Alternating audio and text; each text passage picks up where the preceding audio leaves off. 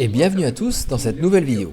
Dans la vidéo d'aujourd'hui, nous allons voir le conseil numéro 1 pour tous les véliplanchistes. Je parie que vous vous demandiez ce que ça pourrait bien être. Ah oui, c'est à peu près correct. La chambre à air. Avec la chambre à air, on peut faire tant de choses. Probablement la première chose est d'empêcher le wish de glisser. Ce que je fais simplement, c'est de mettre un peu de colle contact sur la pièce où je veux obtenir plus d'adhérence et en mettre aussi sur la chambre à air.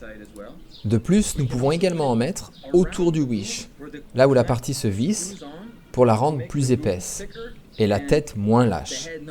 Quand le wish s'use, il est impossible de plus resserrer la tête. Et en mettant une couche de chambre à air, ça aide à le rendre un peu plus épais. Bon, je vais enlever ça parce que ça fait vraiment un peu bizarre. Une autre utilisation est de l'enrouler autour de votre wish, là où vous mettez vos bouts de harnais. Cela aide à protéger son grip et évite qu'il s'use jusqu'au tube.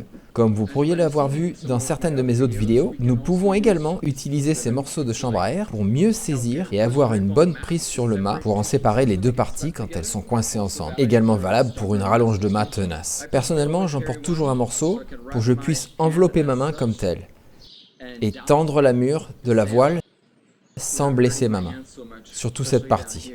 Aussi très utile lorsqu'on change les straps, quand on change par exemple un jeu entier, parce que cela peut être un peu difficile pour nos mains. J'enroule un morceau de chambre à air autour du tournevis et cela me donne plus de levier et aussi un meilleur contrôle du coup que j'applique aux vis, parce que nous voulons qu'elle soit assez ferme, mais pas trop serrée pour éviter d'endommager les inserts. Et quelques idées supplémentaires. À l'arrière du wish, j'aime coller un petit morceau de chambre à air pour que je puisse enrouler mon bout d'écoute et le serrer pour que quand je frappe l'eau, que l'écoute frappe l'eau, il ne se desserre pas. Voilà encore une autre utilisation.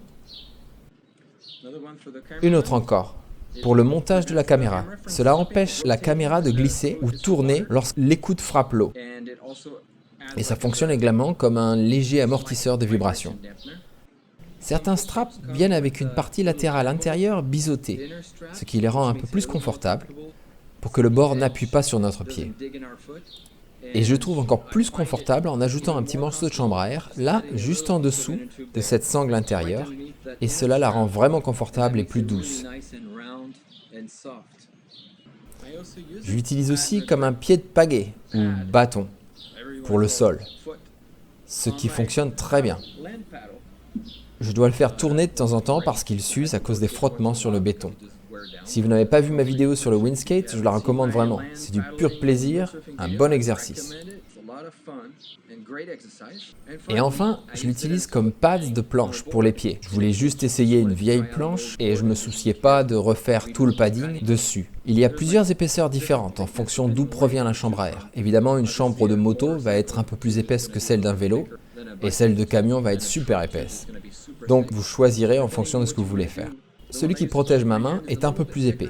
Pour protéger vos bouts de harnais, vous pourrez peut-être en avoir un peu plus mince. Bien que vous remarquerez que les bouts useront également la chambre à air. Imaginez ce que ça pourrait faire sur votre grille. Sur la tête de wish, vous pouvez certainement utiliser les plus minces. Nul besoin d'une partie épaisse à cet endroit-là. Ce qu'on peut faire, si ça glisse toujours, c'est de légèrement poncer grossièrement les morceaux de chambre à air. Voilà, colle contact, chambre à air. J'espère que vous avez apprécié la vidéo. Nous nous reverrons bientôt pour une prochaine et plus de conseils. Ciao!